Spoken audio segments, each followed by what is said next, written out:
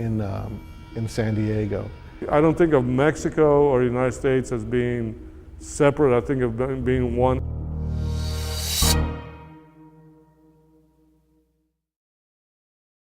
When you're working figurative, at least in my case, it's just a narrative evolves, and it just comes through the process of the organic process of drawing.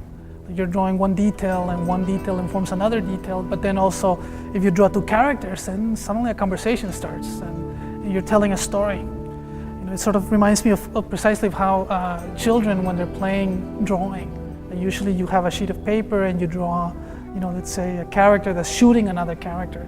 And you don't know how the whole story evolves, but you draw the character and then you draw how it shoots, and then you get to that point where you draw, well, he either missed or hit something. So then you're already, you're making a narrative through this process, organically, through this process of drawing.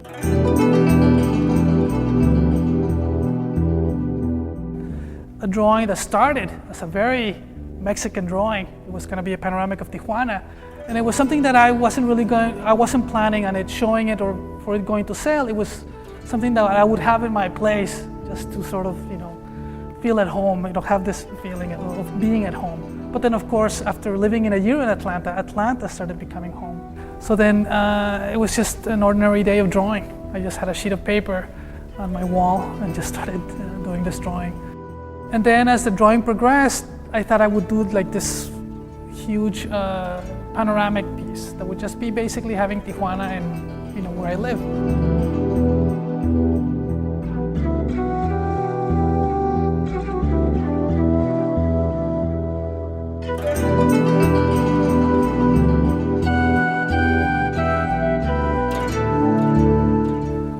So then, as I progressed with the drawing, other things started to creep in, and then, of course, like any drawing that I do, it's a very organic process where I'm just drawing imagery, and then something leads to something else, and then it's sort of just this narrative that starts,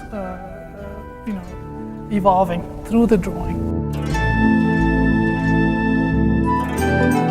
Not being a panoramic of Tijuana, and it became something else, something where a lot of characters would start getting involved in this cityscape, and it would be sort of this layered imagery of what the city of Tijuana, but then also the city of Atlanta was also becoming, creeping into the drawing.